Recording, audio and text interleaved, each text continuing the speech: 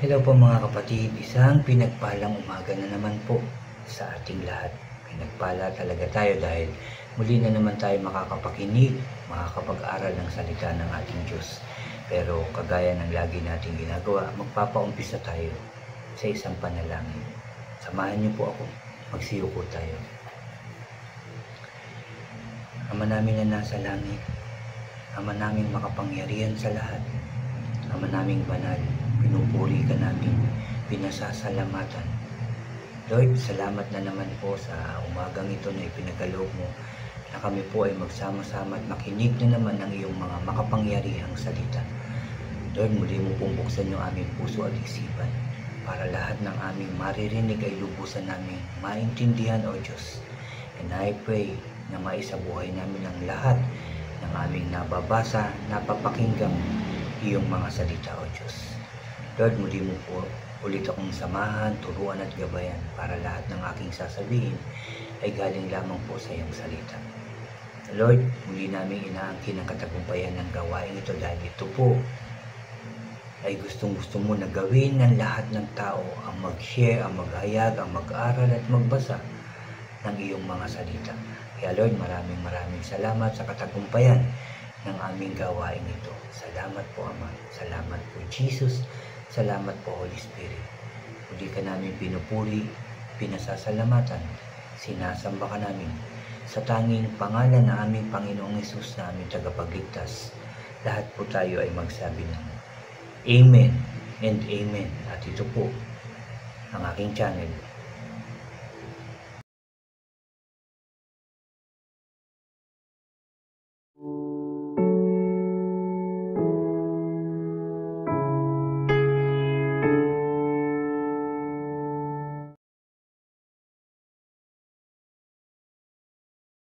Hello po ulit mga kapatid, ulitin ko lang isang pinagpalang umaga po sa ating lahat. Bago po ako mag-share ng aking sharing ngayong umagang ito, ay anyayahan ko lang po yung mga bago dyan sa aking channel na huwag niyo pong kalimutan na mag-subscribe. Paki-like and share niyo po ang aking mga videos at paki-click din po ang notification bell para lagi po kayong updated sa mga bago at iba ko pang i-upload. Salamat mga kapatid, salamat. Mga kapatid, aking isi-share ay dito po sa John o ang pangatlong aklat ni John 3:1 chapter 1 verse 2 hanggang 4 po yung aking isi-share sa inyo ngayong umagang ito. Pakinggan po natin. Chapter 2 verse 2 ng chapter 1 ng ikatlong aklat ni John. Minamahal, aking idinadalangin na sa lahat ng mga bagay ay guminhawa ka at bumuti ang iyong katawan, na gaya ng pagginhawa ng iyong kaluluwa. Verse 3, labis akong natuwa na nga dumating dito ang ilang mga kapatid at ibinalita sa akin na naging tapat ka sa katotohanan at namuhay ayon dito. At verse 4, wala nang hihigit o wala nang higit na makapagpapasaya sa akin kundi ang malamang namuhay ayon sa katotohanan ang mga anak ko sa pananampalataya. Salamat sa salita ng ating Diyos. Napakaganda na ito mga kapatid. Una, ipinanalangin niya na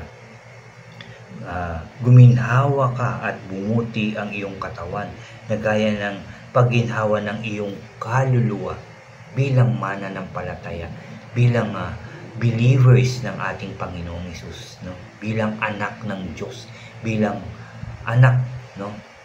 Mga anak ng Diyos. Yan ang dalangin yan dapat ang ilinadalangin natin sa ating mga mahal sa buhay, sa ating mga kapatid sa pananampalataya na guminhawa ang kanilang buhay at ang kanilang kaluluwa. At sabi nga sa verse 3, labis akong natutuwa nang dumating dito ang ilang mga kapatid at binalita sa akin na naging tapat ka sa katotohanan at namuhay ayon dito bilang mananampalataya. Siyempre may mga spiritual father tayo, meron tayong mga kapatid din sa pananampalataya, no, na gusto nila na maging maayos yung ating pananampalataya, maging totoo at maging tapat tayo sa ating Diyos at yun nga, yung mamuhay ayon sa katotohanan. No? Ano ba yung katotohanan? Yung salita ng ating Diyos, totoo ang lahat ng yan. Yung Panginoong Hesus ay bumaba dito sa lupa. Namuhay siya dito ng ilang taon sa lupa. Tapos siya ay pinagkanulo, ipinako sa krus, namatay, inilibing, at muling binuhay ng ating Ama na nasa langit. Yan ang katotohanan, mga kapatid.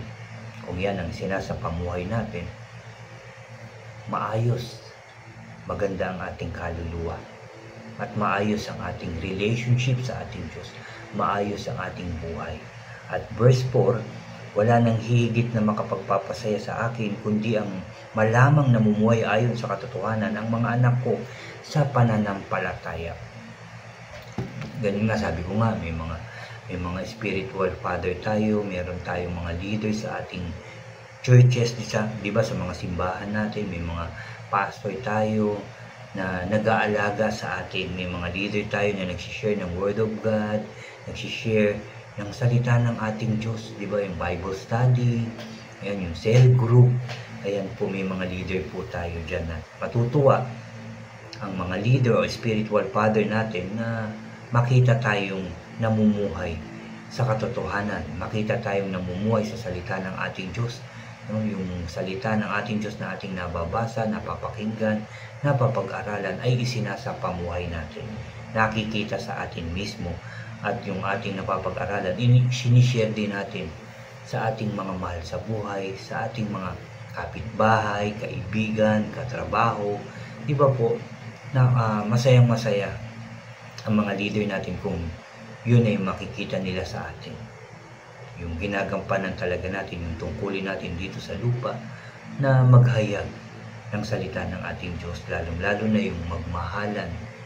Sabi nga ng ating Panginoong Hesus, mahalin natin ang ating Diyos ng buong lakas, buong pag-iisip, at mahalin natin ang ating kapwa ng kagaya ng pagmamahal natin sa ating mga sarili, mga kapatid.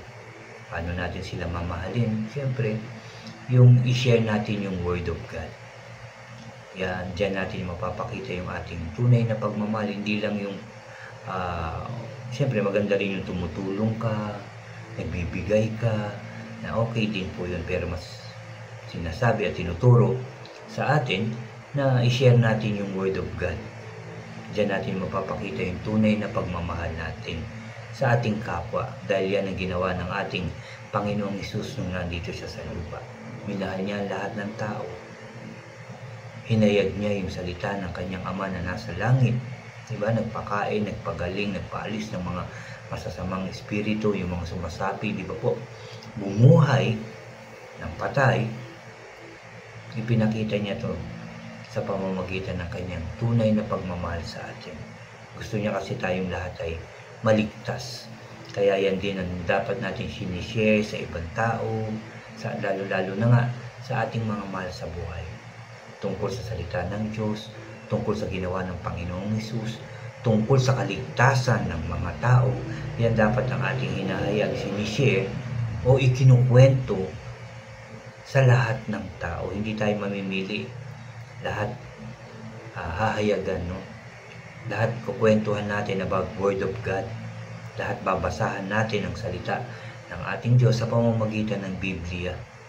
Dahil dyan natin makikita ang lahat ng gusto ng Diyos, ang mga pangako ng Diyos, ang ginawa ng Panginoong Hesus, makikita natin sa Biblia. At dyan dapat tayo nakabase sa salita ng ating Diyos. Yan dapat ang ating isinasapamuhay.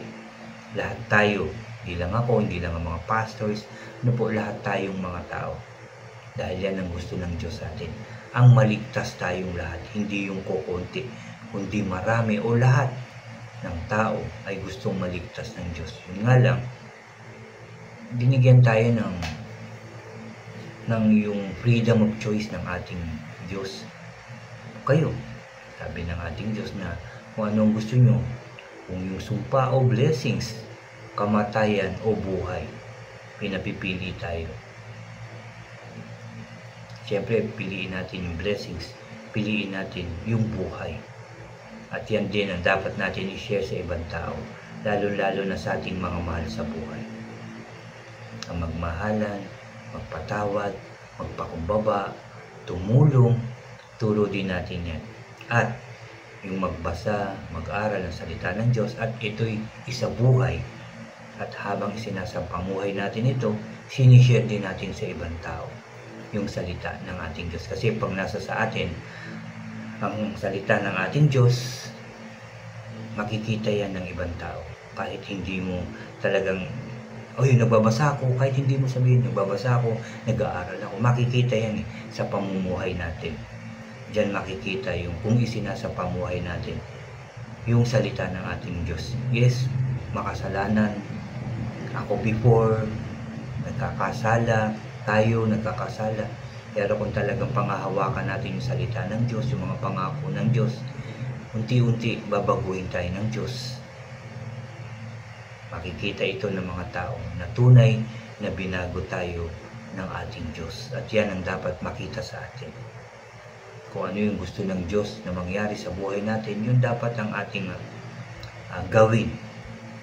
Sikapin na magawa natin yun, na masunod natin yung mga utos, mga tuntunin ng ating Diyos. Sikapin nating mabuti at siyempre hihingi tayo ng tulong sa ating Diyos na magawa natin ito ng tama, totoo at maging tapat tayo sa paggawa, pagsunod sa kanyang mga salita. Dahil hindi natin talaga kaya ito na tayo lang ang gagawa nito. Dapat hihingi tayo lagi, hindi lang minsan kundi palagi hihingi tayo ng tulong sa ating Diyos. Yung guidance, yung protection, kasi habang pinag-aaralan natin ang salita ng Diyos, habang isinasapamuhay natin ito, nandyan ang tukso, nandyan ang kaaway para sirain, guluhin yung ating puso at isipan, guluhin yung ating buhay, wasakin, putulin yung relationship natin kay God. Ayaw din ni God yan. Kaya tutulungan din natin yung ating sarili na hindi tayo mapawalay na sa ating Diyos. Lalapit tayo lagi sa Kanya, lagi tayong hihingi ng tulong, ng guidance, ng protection, di ba po? Hihingi tayo ng tulong palagi. Dahil nakikipaglaban talaga tayo. Nakikipaglaban tayo. Pero, dahil may Diyos, siya'y makapangyarihan, kung pangahawakan natin ang kanyang salita, hindi niya tayo pababayaan. Mananalo tayo at naniniwala ako, magtatagumpay tayo hanggang huli kung ang salita ng Diyos ay nasa sa atin. Amen po. At yan ang salita ng Diyos na ating napag-aralan ngayon. Yan ang gusto ng Diyos na malaman natin na maging matibay tayo, maging matyaga tayo sa pagbabasa at pag-aaral ng ating Diyos, ng salita ng ating Diyos, at isa pamuhay natin ito habang tayo ay nabubuhay. Kaya natin ito dahil may Diyos tayong makapangyarihan sa lahat. Amen po. Salamat sa salita ng ating Diyos na ating narinig na naman ngayong umagang ito. Napakabuti talaga ng Diyos sa atin kasi gusto niya na lagi tayo makakapakinig, mag-aaral ng kanyang salita.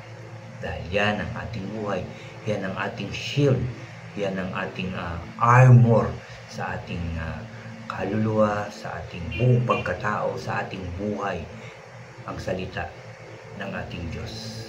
So muli tayong mananalangin mga kapatid, ipapanalangin natin na tulungan, gabayan, protection na tayo ng Diyos at maisabuhay natin, masunod natin ang salita ng ating Diyos. Magsiyo po tayo. Yes, Lord. Aming Ama na nasa langit, muli ka namin pinupuri at pinasasalamatan. Salamat sa iyong mga salita, Lord, na aming napakinggan na naman ngayong umagang ito. Gusto mong maging matibay yung aming pananampalataya, mas maging malalim yung aming pananampalataya sa iyo, Lord. Kaya maraming salamat. Lord, humihingi kami ng guidance, protection, Lord God, para makaya namin ang labang ito, para maging mas matibay kami hanggang huli, hanggang sa pagbabalik ng aming Panginoong Hesus. Huwag mo po kami pabayaan. Samahan mo po kami, proteksyonan mo po kami, ingatan mo po kami, Lord God, at ipagtanggol mo po kami sa gawa ng kaaway, sa gawa ng masama, O Diyos. Yung aking mga mahal sa buhay, yung aking pamilya, yung aking mga kapatid sa pananampalataya, yung mga nakikinig ng iyong mga salita, O Diyos. Huwag mo po silang pabayaan. Huwag mo po kami lahat pabayaan. And I pray na maisabuhay namin ang iyong mga salita. Panghawakan ang iyong mga pangako, Lord, hanggang sa huli, Lord God. In Jesus' name. Salamat po, Lord, dahil naniniwala ako na nakita mo ang aming gawain ito at napakinggan ang panalangin ito, at naniniwala rin ako na tutugunin mo ang lahat ng nananalangin ng taimtim, Lord God, na nanggagaling sa puso. Ito'y pinapakinggan mo, tutugunin mo po sa pangalan ng Panginoong Jesus. At nagpapasalamat din po ako, Lord, sa kalakasan na binibigay mo sa amin, yung wisdom and knowledge, Lord God. Salamat po, at sa lahat ng pagpapala na ipinagkakaloob mo po sa amin. Salamat po. Kaayusan ng aming buhay, kapayapaan ng bawat pamilya, ng bawat bansa, lalo-lalo na ng bansang Israel na iyong pinili, magiging maayos, masaya, masagana, payapa at tagumpay ang kanilang buhay. In Jesus' name. In Jesus' name. Muli, Lord, maraming salamat sa lahat. Maraming salamat at tagumpay na naman ang gawain ito. Maraming salamat, pinapahintulot mo na kami po ay makapagbasa, mag-aral at makinig ng iyong salita. Salamat po sa iyong kabutihan at pagmamahal sa aming lahat. Salamat po, Lord. Salamat, Jesus. Salamat, Holy Spirit. Maraming salamat po, Lord. Salamat po sa lahat. Salamat po. Salamat po. Muli, Lord, pinupuri ka namin, pinasasalamatan, sinasampakan namin, Lord. Salamat po sa matamis at makapangyarihan pangalan na aming Panginoong Hesus, na aming tagapagligtas. Lahat tayo ay magsabi ng Amen, Amen, and Amen po. Amen. Maraming salamat sa ating Diyos dahil dininig niya ang ating panalangin. Maraming salamat din sa patuloy niyong pakikinig ng salita ng ating Diyos. Magbasa po tayo palagi, isabuhay ito at ishare ito sa ibang tao. Sa lahat, huwag tayong mamimili, mga kapatid. Share natin ang lahat ng tao para makilala rin nila ang ating Diyos, para malaman din nila yung mga pangako ng Diyos at maging matatag sila sa kanilang pananampalataya. God bless po sa inyong lahat, at God bless po sa ating lahat.